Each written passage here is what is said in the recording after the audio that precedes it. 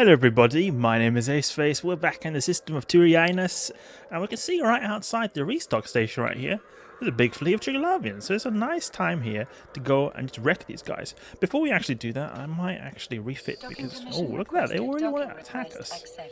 Look at that, those Triglavians are going a little bit crazy. We need to equip our Nosferatu, because I've got two Nosferatus. See a true Sansha one right here. So if we take this tractor beam, which is pretty useful in the cleanup process, and go and get to work. And we can see our Caldari Navy torpedoes, they are getting a little bit low. We might need to restock soon. We've got quite a bit of loot though. Like 300 million, something like that, I think. Okay, you see that these guys over here, it's not that they're like in the middle of no space. They are actually at a very particular location. And we can obviously just warp to these containers, but they are actually at 0 on the planet right here. That's where they are. Warp drive active. If you think they're in a really weird location, they're probably at 0 on the planet. Because you can see here, now we're warping straight to it. Activate multispectrums. Let's get to work. Hopefully now there's a lot bigger fleets. We'll see. It looks like a pretty decently sized fleet right there. See, there's more fleets in the system. Now let's go. We got our container right here. Is it our container? It could be someone else. I think it is our, yeah, it's our container. Okay, launch mobile tractor unit and mobile depot. And let's see if there's any Drekavacs we can use. Renewing. Now these all Drekavacs we want to destroy. As for Nosferatus is what I'm thinking about.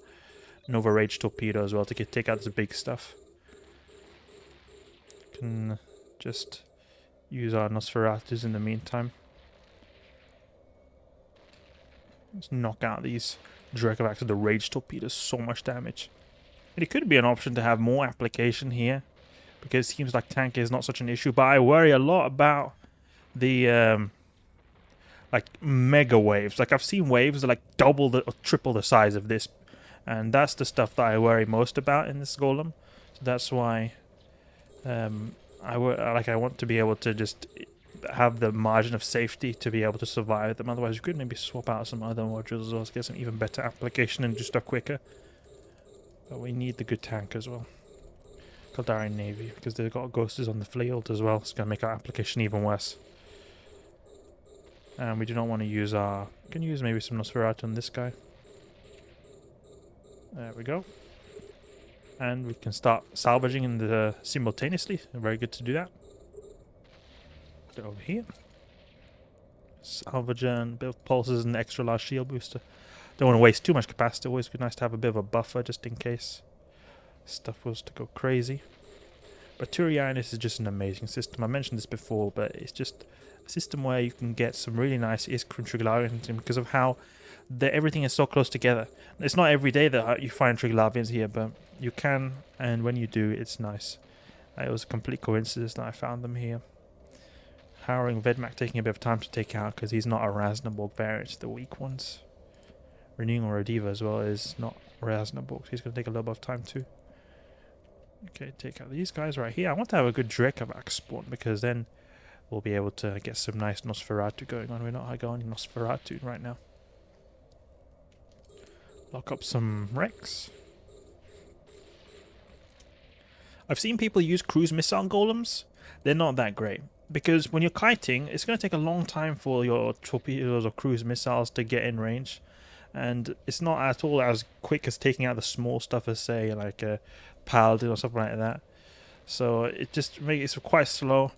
I prefer a lot more to use, if I'm going to go with the Golem, go close range, because then you can use a Grappler and get some good application. Otherwise, just torpedo or cruise missiles, just not, it's more worth it just to go with high DPS at a close range, because you can pretty easily get high amounts of tank on the Golem. It's not a whole lot of stuff you need to use to get a good tank. It's harder to get as good tank on, say, like a Kronos, because you say have a lot less buffer. It's a lot flimsier than a Golem would be. You have a much more bigger buffer on the Golem. Popped Liminal Kikimora. Lock up these Rex. I don't know if they'll spawn in right here because it doesn't seem like they're wanting to spawn. It could. Sometimes when I find a fleet that's already been there, it's just they don't really respawn that much. It's usually when I find a new fleet, a brand new, or they get never mind. Just when I'm talking about it, we get a respawn. So it's like really, when you talk about it, it doesn't happen. Well, it happens when you talk about it. Okay, got some Leshaks right here. Any Drekavax? No. Let me grapple this guy. Poof, one shot right there. And then there's also a ghosting damage which needs to be taken out. Can use the shield booster. The thing one thing I really like about Triglavian hunting is that you have this amazing scenery because you're always outside planets. That's pretty much where they are. The Triglavian fleet spawn in, also suns. But you always have a really nice scenery in the background. I think that's so cool because that's something I like about the Abyss as well. Is that when you have got so much like cool scenery in the Abyss, it makes the whole experience a lot more immersive. Even though it's quite a repetitive process, when you've got really nice scenery in the background, it can make it up quite a bit. There's a game I also play on the side called New World. It's like an MMORPG where you have like you're like this kind of like World of Warcraft sort of. You're a knight or like you can be different healer, warrior, this kind of stuff. You have to make your character better by leveling it up. And it is quite a grindy and repetitive game, but the scenery in that game is so good. So it actually does make up quite a big degree for the repetitiveness of the game, that the grindiness, that it looks so good. And that's one of the things I like about EVE Online as well. That maybe we're not. That's one that, like, I think they could improve a lot in EVE Online. Is that they can make more environments which you could explore, like new, more interactive content. But even if you have repetitive content like this, and this is also quite interactive because you have to make sure you don't die.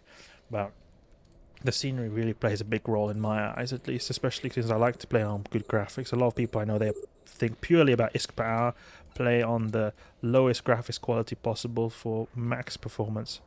But I really like to enjoy my time in EVE Online and have it look a bit better than just being everything being about efficiency.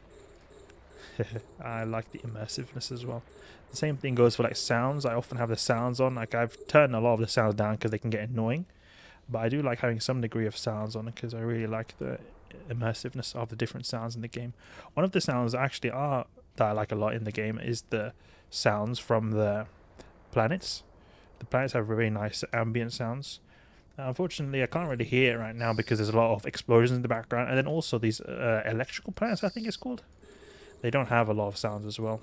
The ones that you can mostly hear, if you're curious, planets that I like the most, and that usually you can notice the most as well, are the barren planets.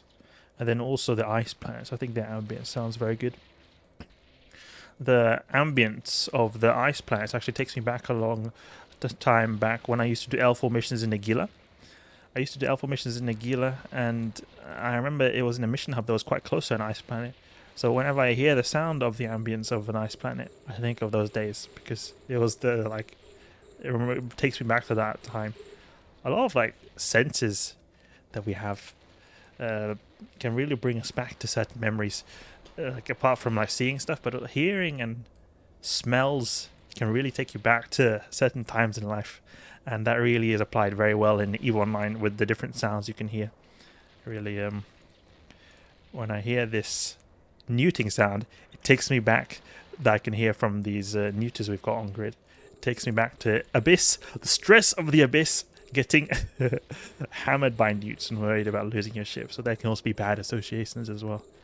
Overall, I like the ambience of EVE Online, and that's actually one of the things that drew me to this game to begin with. It's just the ambience and environment looks so good, and I think it's quite unfortunate because I feel like there could be a lot more content in this game when it has such a good environment. But a lot of people don't like these kind of events that have come out, you know, with like the old Doctor Who stuff and all this kind of stuff. People would have, want to have a lot more expanse on the faction warfare side of things, more of the in-game lore and that kind of stuff, but the game needs a bit more maybe interactive content, but especially if you've got an environment that looks so good, it'll make it just such an amazing game. And I think that's the same thing with the game New World as well. It looks like such a great game, but it's not the most interactive content you can have. I feel like it must be a little bit to do with like the way the developers are as well, is that they focus so much time on making it look good, but then what they actually do in the game that looks good, no, we're not run out of ideas, or maybe run out of time and effort. And I can understand, it takes a lot of work to make a game, but there's always things you can improve on, even if it might seem good in your eyes, like a certain creation of some sort.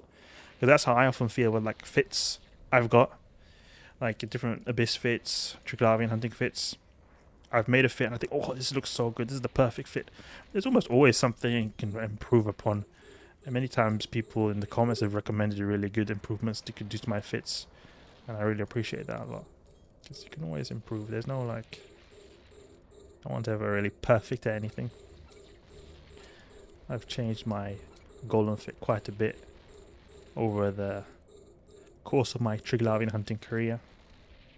So there's a lot of things that can change. Rasnaborg anchoring Leshak. Like, I don't understand why he's the Rasnaborg anchoring, he's orbiting at 40 kilometers. Because if he's anchoring, he probably has a scram, right? And if he's got a scram, you can't use that 40 kilometers unless he's got like a special heavy warp disruptor. Because that's actually a module I hardly ever see anyone see. If you guys know when people use this, there's like a heavy warp disruptor. Let's just activate our booster. Heavy warp disruptor. This right here. This is a module people put on their battleships. I'm not sure really when people use this, but I think it works like a bit of a combination of a scrambler and has a very good range. So I think that this is like what maybe it could use, but even then 26 kilometers is not enough. Oh, there's a lot of NPCs right here. Feels like a lot because there's a lot of cruisers. The salvages right here. Something that I think would be quite cool is that if you could have some form of like you could think of different types of Triglavian attacks. Like we've got these these planets right here, and they're pretty difficult. I think what they should do is they should have like a lot weaker spawns, where they could have them at these moons. Now we can't see moons because I've not got them on the overview, but there's actually moons because this is the planet right here. But there's also moons around somewhere on the map. And if it would be nice if they could make so that at the moons, you had spawns that were very easy. So more like new player friendly, you know. Maybe you would never have battleships. Maybe like one battleship in like a blue moon. And like, it's made to be running like a basic Tech 1 or Tech 2 fitted battleship. No like marauders or faction stuff is really necessary for it. If that was something I would think I would really like, because then you have a bit of different level of difficulty, because right now you have a little bit of all or nothing with the Triglavian fleets. You have the really big spawns we've got like right here that require really bling marauders at the planets, but I think it would be really nice if we could have weaker spawns at the moons, because then it would like make sense, because you know you had a planet, the big invasion at the planet like we've got right here, but then you got like a minor invasion at the moons. And it's the same way they used to have it in the Triglavian invasion with the emerging conduits and minor conduits. You had the emerging conduits, which were very basic. They could be running a Tech 1 battleship, but then you had minor conduits which like needed a like marauder or very blinged out faction ship to run. I think they could have the same thing with these Triglavian hunting, and they just have it like at moons instead. The only issue I see with it is that it might promote bots, because if you've got something in high sec that is easily farmable with cheap stuff, then you would probably encourage a lot of bots. Because I think that the emerging conduits that used to exist, they were removed or at least greatly nerfed at one point. And I think it was because of bots. I'm not 100% sure, but I think it was because of bots, how easy they were to do. So I feel like if they have easy content to do, it might promote bots. That's the only downside. Otherwise, I see no reason why they shouldn't, apart from the bot thing, that put an easier variant, because it would be really nice.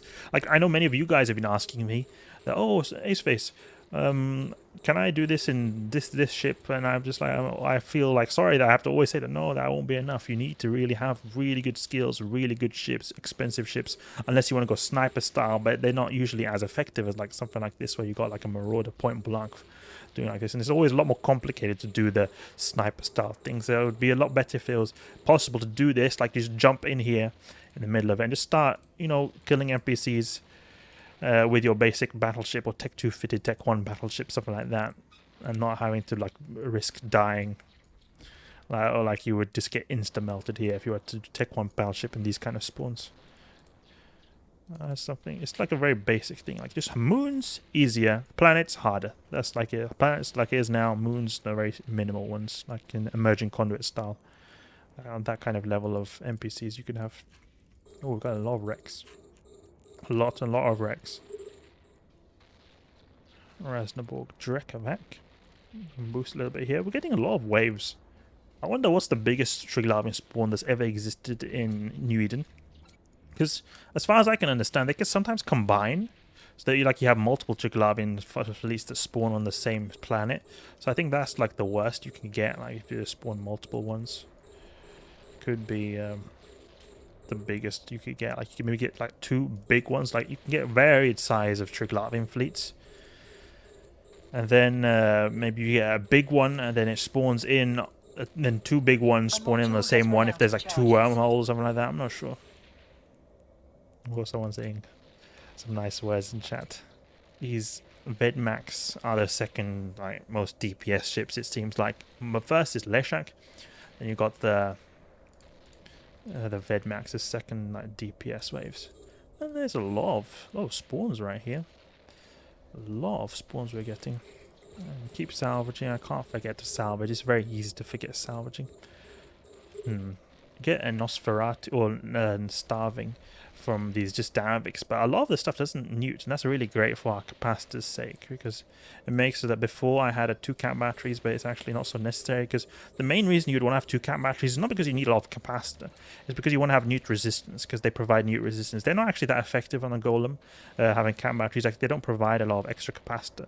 Like, ships that get benefit a lot from the cap batteries, like smaller ship, large cap batteries that is, I've noticed that the Tech 2 heavy assault cruisers, they get like a massive capacitor boost when you put a large cap battery on it. But when it comes to like the golem, I think it's just that it increases like the capacitor size by a certain amount, and that amount plays a bigger role on a cruiser than a marauder. I think it's something to do like that. I just noticed that when I put a cap battery on a battleship, it doesn't provide as big of a boost to my capacitor as it would on a smaller ship. I think cap recharge is almost the same, but on a smaller ship, cap recharge is not at all as good. So in the end, it's really about having as much gigajoules per second as possible and having as much newt resist as possible, but it doesn't seem like we need much newt resist when we've got the enemies we've got right here. It seems like it's clearing up. The enemies seem to be calming down a little bit. That's great to see. We've got a lot of wrecks though. A lot of wrecks. Doesn't seem like we're getting any reinforcements either. That's good to see. I wonder how much total ISK we're going to get from all this journey into Riainus, because we've been really farming a lot of Triglavians. A lot of them. This golem has got a lot of kills under its belt. The Triglavian is going to hunt us to a big degree. I'm going to get really bad standings with them. And yes, a lot of people ask, oh, do you get bad standings from Triglavians by fighting these guys? And yes, you do. You get very bad standings from these guys. One thing that could be worth noting is that if you want to salvage stuff, it's enough that you just have like a positive, some small positive amount of standing, and then you will not be attacked at all by these Triglavians.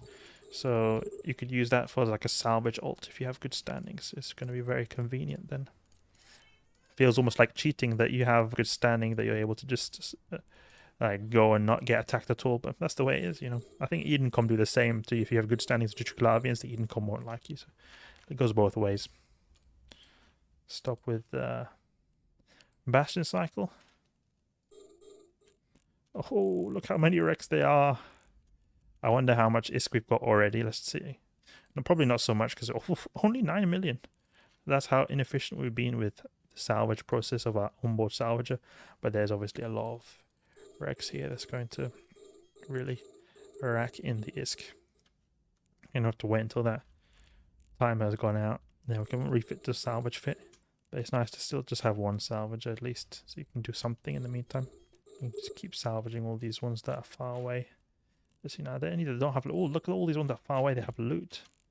Because I prefer to not have the ones that are far away have loot, because if they do, then you know you have to tractor in them. If the ones that are far away, like these 40-kilometer ones, don't have loot, then you don't have to actually tractor in them. You can just tell your salvage drones to go and salvage them, and then you just take the wreck. But now if I salvage these far away ones, then they're going to drop a cargo container with whatever they're containing, and often the Leshaks, they do actually contain very good loot, like a 0-point condensate, not 0-point condensate, Triglavian survey data, and that stuff can be worth quite a pretty penny.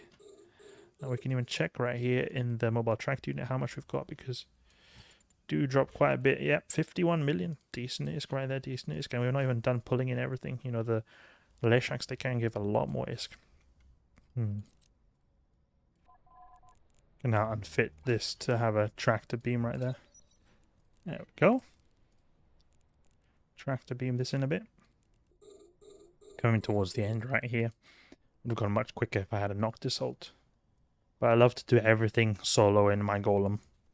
Feels much better being like a mobile base of operations, or sort of being able to be self-sufficient, do everything in one ship. And also not have to worry about an ult.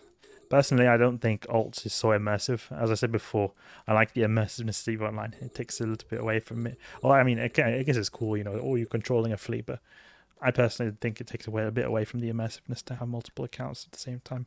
I've tried it. It's not my cup of tea. But it definitely can be effective at times, especially in these kind of situations where you would have a Noctis ult. There's good standings. Just salvage everything, tractors everything, instantly salvaging. It would be really great. Okay, so there we go. We've salvaged everything. Almost everything, at least. Can recall our drones now because everything is done. What have we got here? 59 million. What have we got here? 42 million. So 100 million ISK right there. Pretty decent, I would say.